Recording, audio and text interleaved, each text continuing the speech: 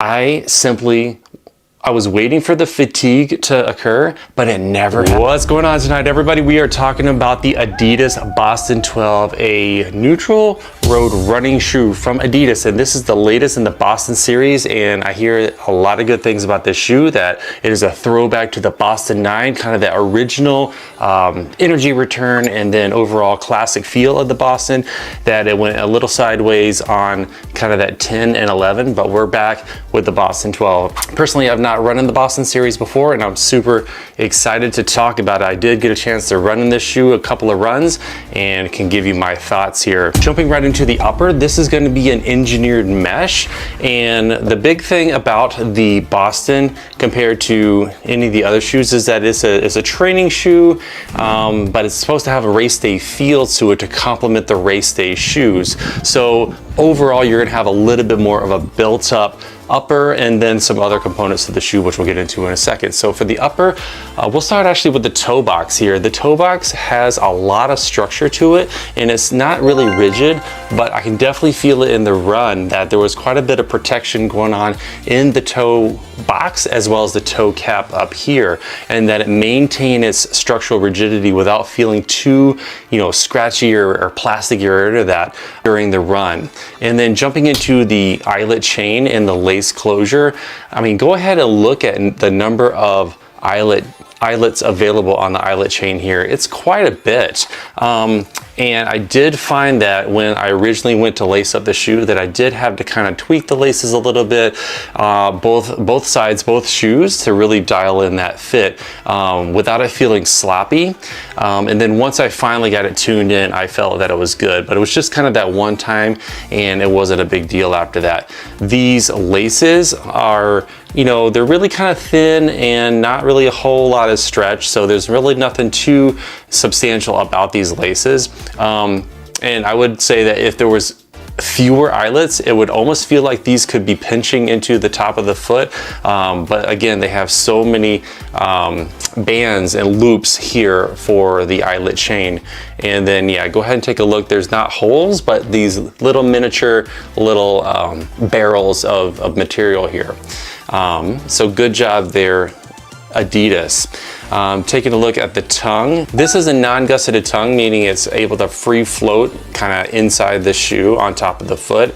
It's almost a padded tongue, but not overly so. But given that it is a longer distance main shoe, it's nice to have a little bit of padding. And I didn't have any issue with it on the top of my foot, except during turns and corners, which we'll get into in a little bit here in kind of that negative side. I felt that it might have been a little bit sloppy. It was fine in the straightaways, but going around corners, it almost felt like there was a little bit of shifting going on, mainly with the tongue and the upper combined. So a little bit of something there. Moving into the heel counter, here we have this fun little heel tab that kind of just flips up for on and then away for off, and then moving into that the heel counter.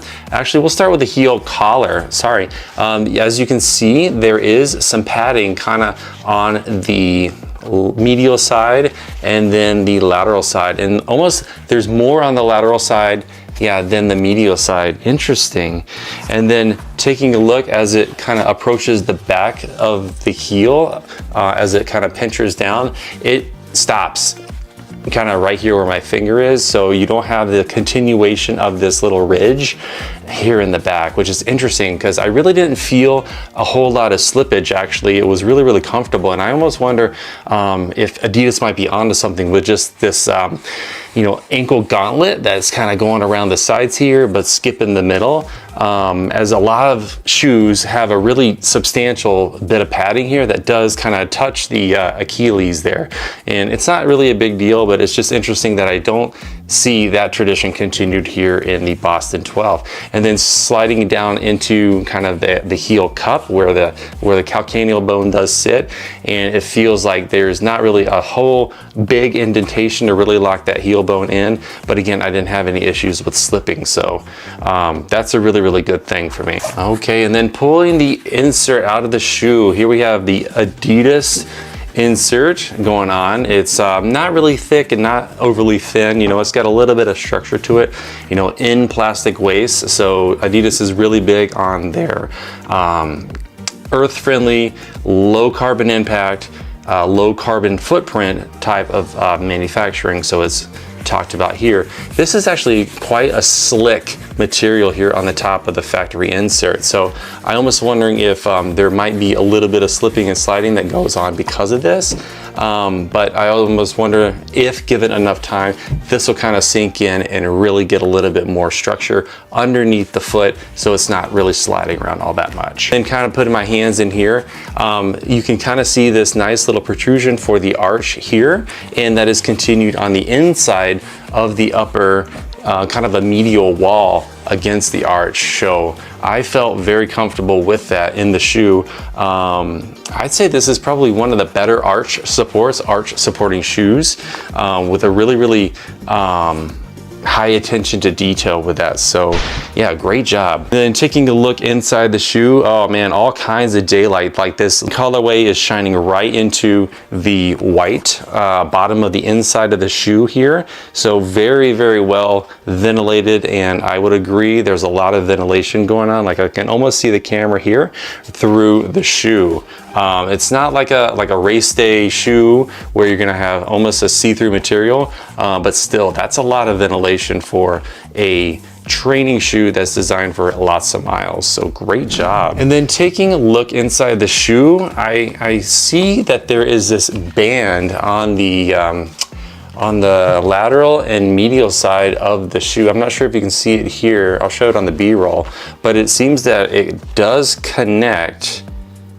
Yes, so this wrap, we'll call it a wrap here, on the medial and lateral side of the shoe as it connects to the heel back here, does wrap up and around the tongue of the shoe to definitely encapsulate and hold on to the foot. And there it is. So this little barrel of the eyelet chain does communicate with these lateral medial wraps.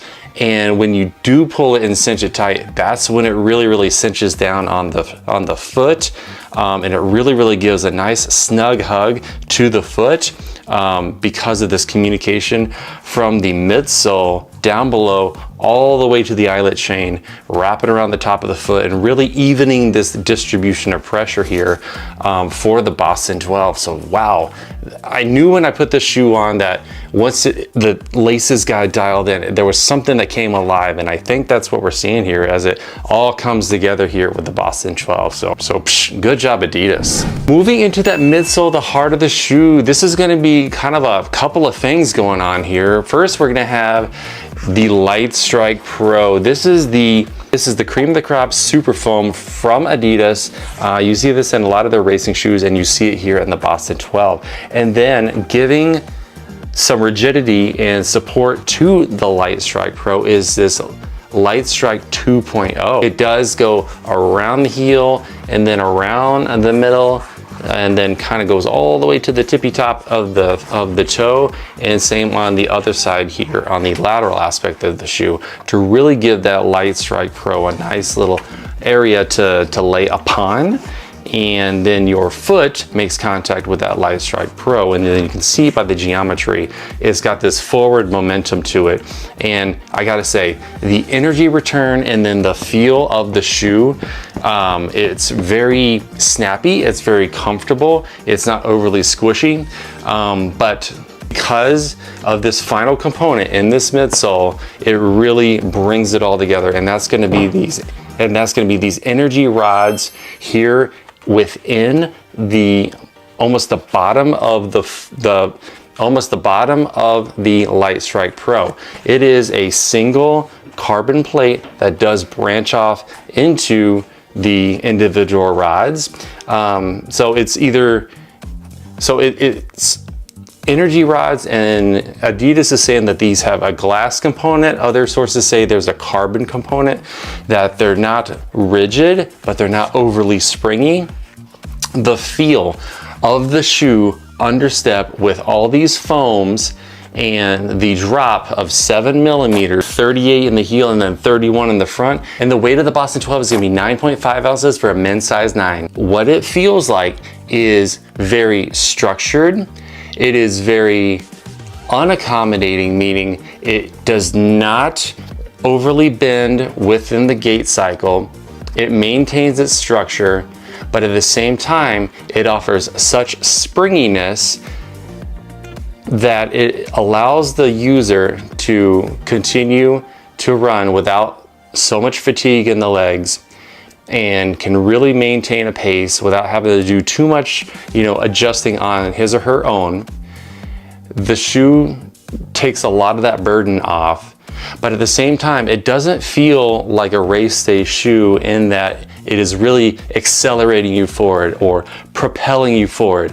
It almost feels like it's just not allowing a whole lot of fatigue to happen to the shoe, the lower leg, and the body. The main thing that I could think of when I was running with the shoe, and especially when I was done, was how freaky fresh my legs felt. Even though I was going for a little bit of a faster run, a little bit more of an up-tempo run, I was waiting for the fatigue to occur, but it never happened.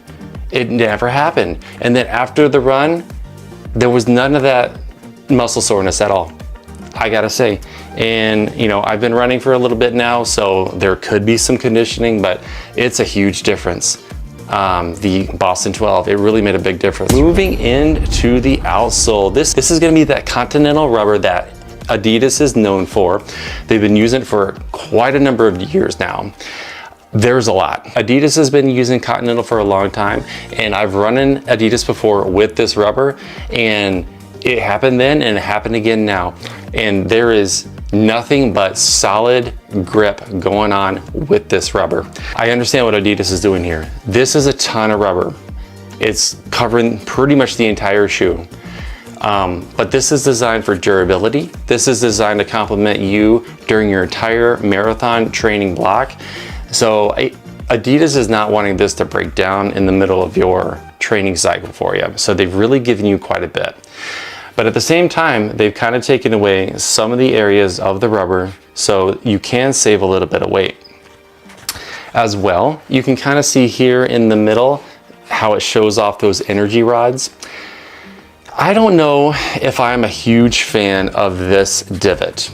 Now I get what they're trying to do here and then here on the side, but it could be my mind and just knowing that this hole is here, but I almost feel that when I supinate and I come down on the edge of the foot and then I roll inward to kind of pop off, that there's almost some additional twisting going on here that maybe it doesn't need to be that way. Maybe if there was a little bit more structure here in the midsole with this little groove not missing and not removed, that wouldn't happen. But of course, it could be me.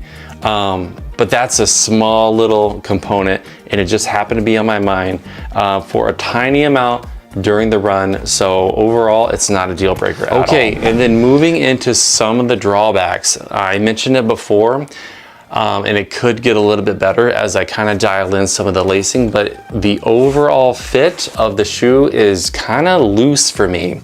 I mentioned that there's some really good solid lockdown on the upper, but that's really mainly appreciated whenever I'm going in a straight line. Anytime I took corners in this shoe, it felt like I was just kind of sliding all around, especially in the front of the shoe here in the toe box, to the point that I really had to concentrate on slowing down, making that corner, and making a conscious and deliberate effort when doing so, because it almost felt like, there might have been a little bit of stability stuff going on with the shoe in the corners. Now, this could be just a brand new shoe issue. I've run this shoe a few runs here and it's kind of breaking in for me. So it's possible that as we kind of go along, you're gonna sink into the shoe a little bit more and not have that side-to-side motion as much anymore. Same with that shoe liner, how slick it was. Once that's kind of worn away a little bit, maybe that'll be a little bit more traction. So we'll keep testing and seeing how that goes. But that's not a huge thing, because I don't plan on doing any like superb hair point turns or figure of eights or any of that stuff. So I'm not super worried about it. This shoe really kind of took me by surprise. I was, what am I going to use this for? I'm going to use this for easy day. I'm going to use this for tempo day. I'm going to use this for long runs. I feel like it is kind of a workhorse and able to kind of go through the paces. You know what? When we get to the track, I might even take this to the track a little bit and really kind of see if these little energy rods can kind of open up and give me some of that pop that I really want for, you know, ripping some 400s, you know, some like, you know, 1x1Ks, who knows? I don't know. We'll see. Time will tell. Coming in at $160, so this is 160 bucks. They're not exactly just giving these shoes away, but you know, there's a lot of technology going on here, a lot of thought, a lot of development. So I would say it's a little bit on the higher side. They probably could bring that down, but again, the novelty of the shoe probably speaks volumes. Would I buy this shoe again? Yes, I would. I would buy this shoe again if given the opportunity. And especially knowing what I know now about the shoe, given how many jobs it could do, I feel that this definitely is worth your consideration. So there you go. That is it for the full review of the Adidas Boston 12. All right, guys, if you found this video helpful for you, please go ahead and like the video. Myself and YouTube, that you really appreciated this content, it can spread to others. I work super hard on these videos and I really appreciate your time. And if you wouldn't mind, go ahead and subscribing to the channel. We're gonna have a lot of running content here on the channel. We're gonna have a lot of fun, and I will see you in the next one. Take care. Hi there. Hi, River. We cannot be leaving our running shoes around. She is gonna make chew toys out of all these, so pick up your shoes.